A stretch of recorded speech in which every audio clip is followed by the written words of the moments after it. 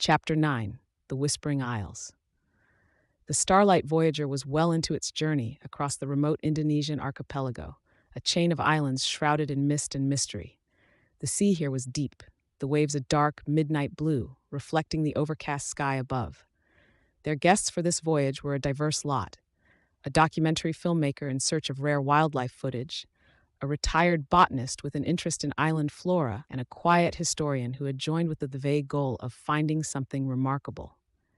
Captain Dana Silver Gray scanned the waters, her practiced gaze picking up every detail, every shift in the current. At 43, Silver had navigated every type of sea and weather, but something about these islands set her on edge.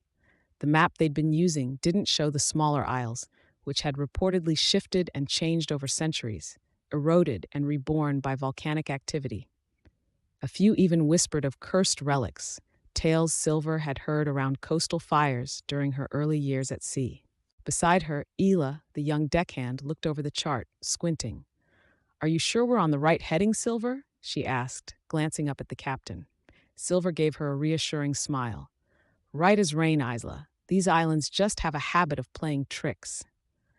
Down below, Aiden, the yacht's wiry chef, was in his tiny kitchen space, juggling a mess of spices and ingredients. He was trying to create an Indonesian-inspired dinner, determined to honor local cuisine despite the limited galley supplies. The scent of lemongrass, chili, and ginger filled the air as he chopped with swift, precise movements. Ray, the grumbling engineer, sat nearby, nursing a cup of black coffee as he watched Aiden work. "You know, they say there are spirits in these waters," he muttered, his thick New England accent lending an eerie tone. "Heard some local stories about people disappearing when they venture too close to those islands." Aiden snorted, pouring a ladle of broth into a pot. "Ray, you're too superstitious. These are just islands, rocks and trees. Nothing more." Ray merely shrugged, casting a wary glance out the galley window. "I'm just saying, we push that yacht too hard in these waters, and we might anger something." Overhead, Camille, the yacht's marine biologist, was setting up diving equipment. The archipelago was rumored to have an ecosystem untouched by human hands, filled with species rarely documented by science. Camille was practically vibrating with excitement. She'd spent years researching coral health, and these waters held secrets that could revolutionize what scientists knew about reef resilience. "Think we'll see anything interesting?" asked Owen, the yacht owner's son, as he joined Camille on deck. He was dressed in a wetsuit, looking somewhat out of place with his designer gear in the rugged environment. Camille grinned. "If the waters are as untouched as I think, there could be species down there we haven't even named yet. Ready for an adventure?" Owen gave a nervous chuckle, glancing at the dense fog surrounding the islands. "As ready as I'll ever be." By mid-morning, the Starlight Voyager had dropped anchor near a sheltered lagoon. The mist had lifted just enough to reveal a dense, tropical shoreline, lush with dark green foliage and vibrant orchids blooming in shades of orange and purple. Silver and Ray prepared the inflatable dinghy for a quick shore expedition, with Camille and Owen joining them for the dive nearby. Isla stayed aboard to help with the anchor and radio in case of emergencies. As they motored toward shore, Camille pointed out strange birds with iridescent feathers darting among the trees, their calls echoing across the water. The island was alive, each sound amplified in the still air.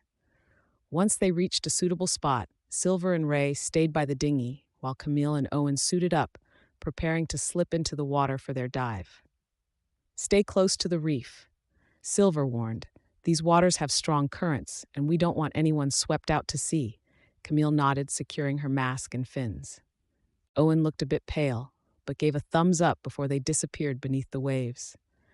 The underwater world was unlike anything they'd ever seen. Vibrant corals stretched across the seabed in twisting shapes, their colors even more intense in the filtered sunlight. Schools of fish darted around them, each one flashing shades of green, blue, and gold. Camille's eyes widened in wonder as she spotted a fish with electric blue spots trailing from its dorsal fin, a species she'd never encountered. They continued to explore, Camille taking careful notes and samples, but after 20 minutes, she noticed something strange, a pulsing sound, faint and rhythmic, coming from deeper within the reef. She glanced at Owen, who gestured for them to investigate. They swam further, moving cautiously. The pulsing grew louder, resonating through the water like the beat of a drum. Ahead, a dark, cavernous opening loomed in the coral wall. Camille hesitated, but gestured for Owen to follow as they ventured inside. Inside the cavern, the water turned cooler and the light dimmed.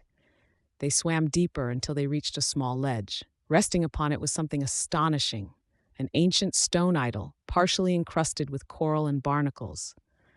The figure was humanoid, with large eyes and an intricate headdress, its hands folded in a mysterious gesture.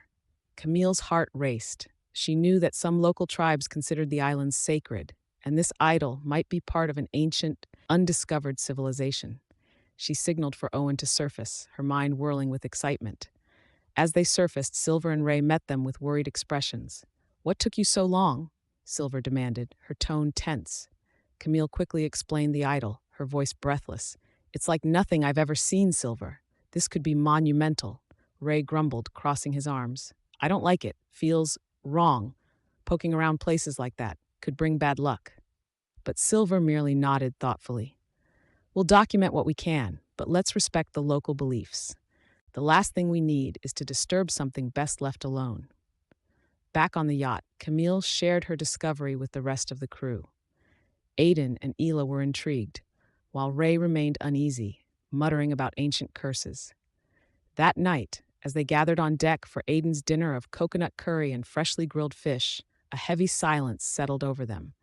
Even the normally chatty guests seemed subdued, as though the island itself were watching them.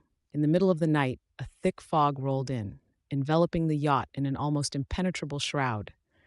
The guests were asleep, but the crew stayed up, their nerves on edge. Ela checked the radio, but it only emitted static. Ray worked in the engine room, muttering to himself about machines behaving oddly. Then, as suddenly as it had come, the fog parted, revealing another island just ahead. But this wasn't any island they had mapped. It was larger, with jagged cliffs rising sharply from the sea, bathed in the eerie glow of the moonlight. Silver stared at it, her eyes narrowed. "That wasn't there before," she whispered. Camille shivered, glancing at the others. "Do we go closer?" Ray, who was never one to believe in ghosts, shook his head. "No way. We're staying put." But as dawn approached, the crew realized they had no choice. The current had dragged the yacht close to the island's shore, its powerful pull almost as if the island itself were reaching out to them. Reluctantly, they took the dinghy over to investigate. The shore was strewn with strange carvings, spiraling shapes that seemed to move under the dim light. The silence was deafening, save for the faint pulsing sound Camille had heard underwater, a low rhythmic beat that seemed to resonate from the island's heart. As they explored, they found remnants of ancient structures, stone altars, crumbling walls, and statues carved in the likeness of the idol Camille had seen underwater. The island felt alive, its energy palpable, like it had been waiting for centuries. Suddenly, a storm rolled in, fierce and violent. Rain pelted down, and the winds howled, whipping through the trees. Silver shouted for everyone to return to the dinghy, but the pulsing sound grew louder, drowning out her voice. Camille found herself rooted to the spot, unable to look away from a large stone altar where strange symbols glowed faintly. Ela tugged at her, finally snapping her out of the trance, and together they stumbled back to the dinghy. Ray and Owen helped them aboard, and Silver powered the motor, fighting against the waves as they made their way back to the Starlight Voyager. When they finally reached the yacht, drenched and exhausted, the island had vanished back into the mist as if it had never been there. That night, they huddled together, recounting the events in hushed voices. Aiden served hot tea, but his usual cheer was gone, replaced by a thoughtful silence. "It's almost as if the island was testing us," Camille whispered, glancing at Silver. Silver nodded, her gaze distant. "Some places aren't meant to be found. The sea has a memory. It remembers everything." The Starlight Voyager left the archipelago the next day, the crew and guests unsettled.